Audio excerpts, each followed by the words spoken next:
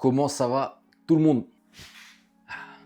Bull Quick numéro 28, nouvel épisode, je sais pas si on peut appeler ça des épisodes vraiment, nouvel épisode de cette série sur ma phase de masse, sur ce vlog plutôt. Je vais parler de plusieurs sujets, pour ceux qui me connaissent pas rapidement. Raphaël Diaz, bodybuilder naturel de niveau professionnel, vous avez tout mon palmarès affiché, on voit pas les médailles. J'ai maximisé le décor, tout mon palmarès est présent. Et coach sportif également en ligne pour tout ce qui est coaching, lien dans la description. Là, depuis la dernière vidéo, depuis la Bull Quick 26, il ne s'est pas passé grand chose de nouveau en soi. J'ai fait une vidéo avec Alexis LSX d'ailleurs, j'ai été dans le sud à Béziers, que vous avez beaucoup apprécié d'ailleurs, donc je vous en remercie. J'essaie de varier un petit peu le format, je sais pas c'est quoi les formats qui fonctionnent le mieux vraiment, je leur ai peut-être demandé de temps en temps. Mais d'essayer de faire des vidéos avec des gens, d'essayer de des fois faire des vlogs comme ça où j'aborde certains sujets. Je sais pas ce qui marche le mieux, je sais pas ce que vous préférez le mieux, en tout cas pour l'instant j'essaie de varier. Après je verrai. Là en soi j'ai pas grand chose à dire sur la phase de bulk de nouveau, on va dire, c'est toujours même chose, même procédé, même diète, même training, etc. Je suis autour des 81 kg là actuellement, je vous mets mes derniers updates à l'écran juste ici. Là, on va dire que le seul sujet que je pourrais aborder là de notable, d'assez notable en tout cas pour que ce soit abordé, c'est des douleurs que je peux avoir en ce moment. Et bon, si je dis ça, c'est pas sans intérêt, c'est parce que ça mérite d'être un sujet à part entière entre guillemets que j'aborderai plus en détail après ma séance legs du jour d'ailleurs, parce que c'est un sujet qui tôt ou tard concernera n'importe qui fait du bodybuilding malheureusement, j'ai envie de dire. Même si on essaie de tout faire bien pour éviter les pépins physiques, les douleurs, etc., viendra forcément un moment où il y aura des douleurs, même les plus minimes qui soient. J'ai envie de dire, autant avoir un espèce de framework si on veut, ou au moins les bons conseils à appliquer. C'est pour ça que je vais en parler après, parce que c'est la situation dans laquelle je me trouve actuellement, c'est pas la première fois. C'est des douleurs que j'ai déjà eues, qui reviennent de temps en temps, et souvent qui reviennent en phase de masse, je dois le dire. Étant donné que, bon, phase de masse, tous les voyants sont au vert, on maximise le volume d'entraînement, on essaie de pousser la machine au maximum, de gratter du poids, des reps, d'avoir les meilleures performances possibles, sauf que les tendons ne s'adaptent pas aussi rapidement que les muscles. Donc des fois, on peut surcharger, appliquer un peu plus de tension, appliquer un peu plus de stress sur le corps tout simplement. Et même si les muscles vont encaisser et vont récupérer, petit à petit, sans qu'on s'en rende compte, en arrière-plan, les tendons n'ont pas forcément le temps d'encaisser tout ça et de récupérer, de s'adapter tout simplement. Et des fois, il peut y avoir des petites douleurs qui passent comme ça. Donc bon, moi, là, en l'occurrence, il s'agit des genoux, donc le tendon patellaire qui passe juste en dessous la rotule ici, donc sur les deux genoux, comme ça au moins c'est réglé. Des fois à gauche, des fois à droite, des fois les deux. C'est quelque chose qui m'est déjà arrivé. Là, j'ai ma séance jambe qui arrive, elle est plus axée chaîne post, donc c'est pas celle où ça m'handicape le plus, mais j'ai quand même de la leg press à la fin et leg extension où je suis obligé d'adapter. Mais ça, du coup, tout ce qui est adaptation, etc., je reviendrai dessus, évidemment, après la séance. Et pareil, j'ai la même chose au niveau du tendon proximal de la longue portion du biceps, donc le tendon de la longue portion du biceps au niveau de l'épaule, tout simplement. Et pareil, un peu à droite, un peu à gauche, des fois les deux. Voilà. Bon, ça fait partie du bodybuilding, on va dire. Faut s'adapter, mais j'en parlerai après. On est à 12 ou 10 weeks out des prochains shows naturels en France, qui sont NPC régional qui est à Lille, je crois, et WNBF France, pour le coup. Il me semble pas qu'il y en ait avant. Là, on est sur la période où ça commence à devenir un petit peu compliqué, entre guillemets. Alors, il y a déjà une part de difficulté, on va dire, mais là, on commence vraiment à rentrer dans le dur. C'est vraiment deuxième partie de prep pour une grosse partie des gens. Deuxième partie de prep, et là où ça peut être compliqué surtout, c'est dans la vision des choses et psychologiquement. J'aborde le sujet parce que je sais que ça a été mon cas, je sais que ça a été également le cas de personnes avec qui j'ai pu parler pendant ma saison. La vision que vous pouvez avoir de votre physique, de ce que vous faites de bien ou pas bien actuellement, si vous êtes en prep, si tu es en prep, toi qui regardes cette vidéo, elle peut être un petit peu altérée parce que tu es en déficit énergétique, tu t'infliges un certain stress déjà physique mais également psychologique depuis le début de la prep, et qui va que s'intensifier au fur et à mesure qu'on se rapproche des dates butoirs. Et c'est vrai que niveau de la vision du physique, on peut se dire que putain, on est plat, ce qui en soi de toute façon est nécessaire pour avoir une bonne condition sur scène. Mais on est plat, on n'a plus de pump, on se sent pas musclé, on sent qu'on a peut-être pas ce qu'il faut pour performer ou quoi que ce soit. Et on commence à avoir des questions qui tournent. Vous avez le droit de vous poser des questions sur voilà, est-ce que je suis fait pour ça, est-ce que ça va bien se passer, est-ce que j'ai ce qu'il faut pour faire tel ou tel classement, pour avoir une procard. Plein de questions, mais à connotation négative, on va dire. Et en soi, il n'y a pas de problème avec ça, vous avez le droit d'envisager toutes les éventualités, surtout pour ceux pour qui c'est la première, évidemment. Vous avez le droit de vous demander si vous êtes fait pour ça, si ça va bien se passer, etc. Mais une chose, surtout, et que moi, j'ai pas forcément fait de la meilleure des manières sur ma première prep, donc c'est pour ça que j'en parle là, c'est si vous octroyez le droit d'avoir toutes ces pensées négatives et toutes ces suppositions, ces questions d'un point de vue négatif, octroyez-vous le droit également de les avoir d'un côté positif. Si vous posez des questions en mode est-ce que je fais pour ça, pourquoi est-ce que la prep c'est dur pour moi, etc. Pourquoi les autres on dirait que ça se passe bien pour eux, octroyez-vous le droit de penser également jusqu'ici j'ai très bien géré ma prep, j'ai pas fait d'écart, j'ai fait tous mes cardio, toutes mes séances, j'ai réussi à conserver mes perfs, etc.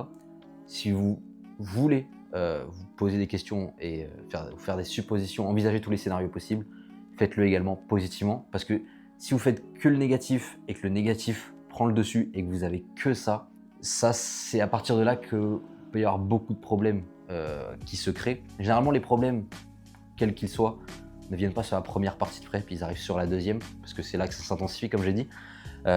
Et ça peut également être le cas psychologiquement si on ne fait pas attention à ce genre de choses.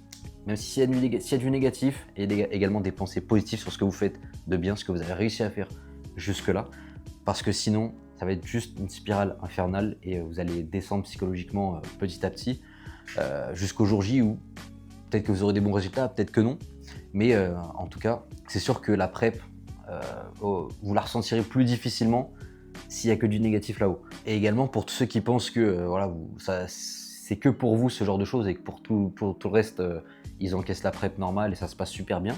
J'ai envie de vous dire une chose, prenez un peu de recul, regardez sur les réseaux sociaux tous les gens qui vont monter sur scène, tous les gens qui sont en prep actuellement. Et si vous faites partie des gens qui, au fur et à mesure, vous postez de moins en moins parce que vous aimez de moins en moins d'autres physiques, vous avez de moins en moins d'énergie pour créer du contenu, etc. Prenez un peu de recul, regardez tous ceux qui sont en prep aussi, et rendez-vous compte qu'eux aussi postent de moins en moins de contenu, de moins en moins de stories, de moins en moins de posts, de posing surtout, de moins en moins leur physique, parce qu'il y a de moins en moins de gens apprécient leur physique au fur et à mesure que la prep avance. De moins en moins de gens postent leur physique tout simplement parce que si tu te dis que tu es seul dans cette situation, entre guillemets, tu l'es pas. C'est le cas pour beaucoup de gens, c'était mon cas aussi, ce sera le cas des prochains. C'est toujours comme ça fait partie du jeu, mais si tu arrives à encaisser ça et justement gérer ça avec également les côtés positifs, ça peut que bien se passer, même si ce sera dur dans tous les cas. Donc voilà, comme j'ai dit, petit update assez rapide, j'ai dit ce que j'avais à dire par rapport à ça. On enchaîne évidemment sur la séance legs du coup, où j'adapte surtout sur les mouvements qui impliquent les genoux. Sur tout le reste, ischio, fessier, etc. Là-dessus, ça va, je peux continuer à m'en sortir correctement. Donc, let's go, séance legs.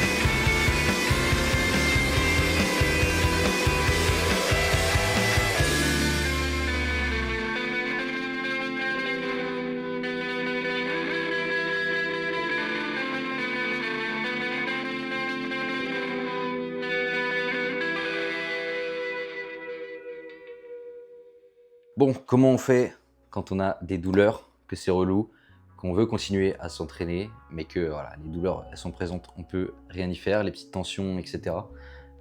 Comme j'ai dit, c'est mon cas actuellement avec les épaules, les tendons des biceps, les genoux avec les tendons patellaires, etc.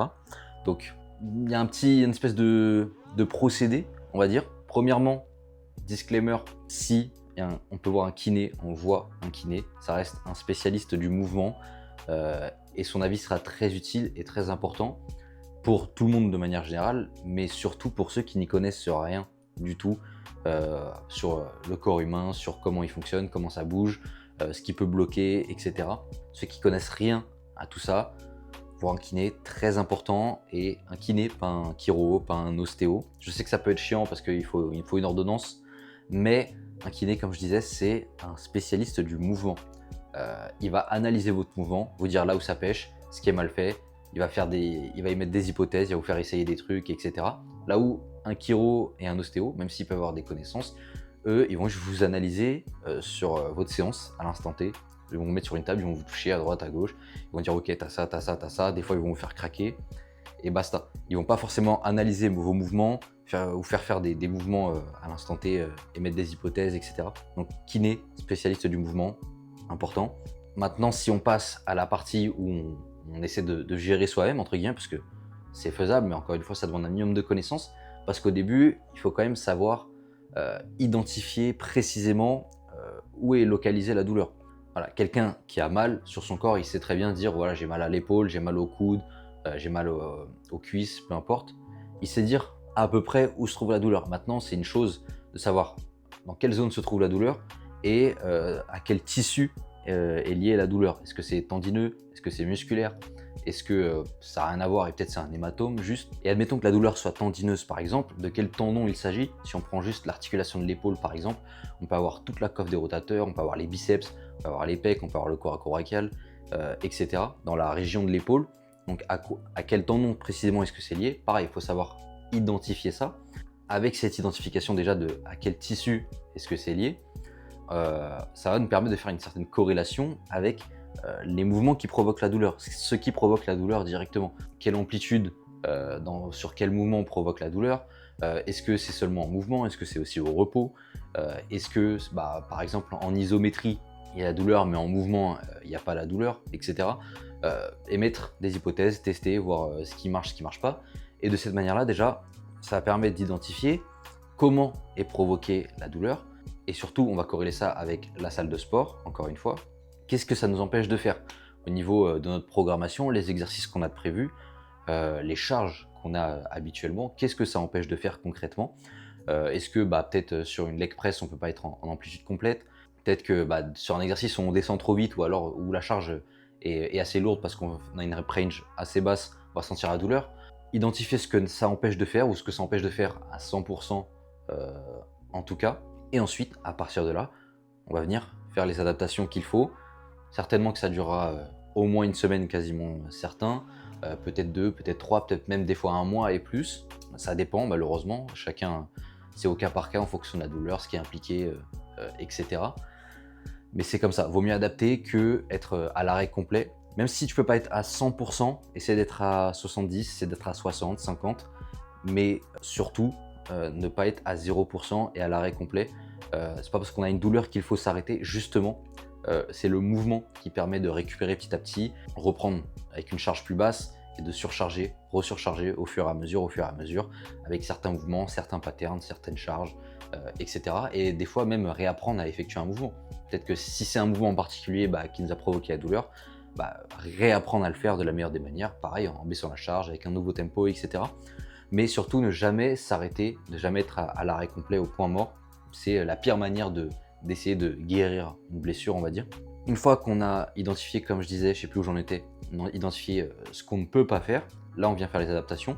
On peut adapter l'amplitude, si jamais c'est à une certaine amplitude que la douleur est impliquée. On peut adapter le profil de résistance d'un exercice. Si jamais, par exemple, je prends mon exemple ici, ma douleur au tendon des biceps quand je suis sur un développé à la Smith, par exemple, pour les pecs, le pic de tension est en bas du mouvement et c'est là que je vais avoir pas mal de douleur. Donc je vais adapter, je vais changer le profil de résistance en changeant d'exercice simplement. je passe sur une chest press à forte tension de contraction, où cette fois-ci le pic de tension sera à la fin du mouvement, et donc j'aurai pas cette grosse douleur à la fin ici quand j'ai une extension de l'épaule. Donc ça peut être une solution aussi. On peut adapter le tempo, par exemple, si c'est parce qu'on descend trop vite ou alors qu'on rebondit en bas du mouvement, par exemple. Gros contrôle de l'excentrique, une pause à l'étirement, par exemple. Être moins explosif sur la concentrique aussi, ça marche. Pour ceux qui ont des douleurs, peu importe l'amplitude ou quoi que ce soit, ça marche aussi. Être moins explosif, certes, c'est un petit peu moins amusant, on va dire. C'est un petit peu plus chiant de s'entraîner de cette manière-là. Mais parfois, c'est ce qu'il faut également pour continuer à s'entraîner en tout cas. Donc j'ai parlé de quoi? J'ai parlé de l'amplitude, le profil de résistance, j'ai parlé de tempo, j'ai parlé de l'explosivité. Et déjà, rien qu'avec ces 4 choses-là, on peut avoir pas mal de choses qui peuvent être adaptées. Et avec ça, potentiellement que réduire un petit peu son volume, ça peut aider aussi à récupérer un petit peu plus vite. Alors quand je dis adapter son volume, c'est pas juste faire 1-2 séries alors que tu en avais une dizaine par exemple, mais ça peut juste être enlever quelques séries, ça peut être bénéfique. Sachant que, comme j'ai dit, les tendons mettent un petit peu plus de temps à s'adapter. Si la douleur est tendineuse par exemple, des fois ça peut être dû au fait que voilà, on a augmenté drastiquement le volume d'un coup. Je prends un exemple tout bête sur les genoux par exemple. Quelqu'un qui faisait 4 séries de quadriceps, peut-être que s'il passe à 10 séries de quadriceps d'un coup et qu'en plus il s'entraîne très dur, il s'entraîne très fort, très lourd, il met beaucoup d'explosivité, d'intensité, etc. Peut-être, c'est pas une certitude encore une fois, mais peut-être que les douleurs peuvent être liées à ça si jamais il y en a qui apparaissent. Donc ça peut être également une idée de réduire temporairement le volume et de le faire remonter petit à petit pour adapter encore une fois et resurcharger au fur et à mesure, comme j'ai pu dire, au lieu de s'arrêter complètement. Donc c'est des solutions comme ça. Moi par exemple, là j'ai donné un exemple pour ce que j'ai fait pour le tendon du biceps au niveau de l'épaule. Et pareil, sur des mouvements d'élévation latérale par exemple que je pouvais faire, je sentais la douleur, donc j'ai juste changé d'exercice. Un exercice qui me provoquait moins de douleur. Je n'étais pas à 0 sur 10, mais tant que j'étais à max 3 sur 10, 4 sur 10, je pouvais continuer à m'entraîner. C'est tout ce qui m'importe, avec tous les ajustements dont j'ai parlé, évidemment, tempo, etc. Sur les genoux, pareil. Là, sur ma séance legs, par exemple, il y aura beaucoup de cuts, donc je pense pas que ce soit la meilleure manière d'analyser ça. Mais sur la leg press, gros contrôle de l'excentrique, une pause à l'étirement, moins explosif sur la concentrique. J'aime retirer de la charge par rapport à ce que je fais habituellement. Donc parfois, c'est ce qu'il faut. Et je sais, psychologiquement, ça peut être un peu relou, mais il vaut mieux avoir tous ces conseils-là et au moins savoir quoi appliquer si jamais ça se présente, plutôt que ne pas savoir quoi faire et se dire bon voilà, je suis foutu, ça y est, c'est terminé, ma carrière est foutue, je suis blessé, je vais jamais pouvoir refaire les biceps ou refaire les quads ou peu importe. Non, il faut juste se laisser le temps. Des fois, il faut ralentir un petit peu et ensuite on peut reprendre sur un rythme de croisière. Et surtout, c'est pas parce qu'on n'est pas à 100% qu'il faut essayer un peu de lâcher prise et se dire bon allez, je vais faire une espèce de pause et à côté je vais être un petit peu moins sérieux. Parce que la récupération, ça passera également aussi pour récupérer le plus vite possible par l'hygiène de vie. Donc pareil, c'est toujours la même chose, de toute façon il n'y a pas de surprise. L'hydratation, le sommeil, l'alimentation avec la micronutrition notamment, et tout ce genre de petites choses qui permettent au corps humain de bien fonctionner et de récupérer surtout. Attention surtout à l'hygiène de vie qu'on a à côté, c'est d'autant plus important quand on n'est pas à 100% et qu'on essaie de récupérer. C'est pas seulement pour performer, c'est aussi pour tout le reste. Tous ceux qui regardent ça et qui potentiellement ont des petites douleurs, on est ensemble, parce que moi j'en ai pas fini avec, je le sens. Donc c'était mes petits conseils par rapport à ça, comment en tout cas moi j'ai procédé. Je suis pas médecin, je suis pas kiné non plus, mais j'ai au moins cette expérience là que je peux partager et ça fait plaisir. En tout cas si j'ai pu aider au moins une personne à travers cette vidéo. Sur ce, vlog terminé, on se retrouvera pour la Bull Quick 30, normalement, je dis bien normalement, pour la Bull Quick 30 et pour tous ceux qui seraient intéressés pour parler coaching, etc. Lien dans la description. Évidemment, je vous dis peace.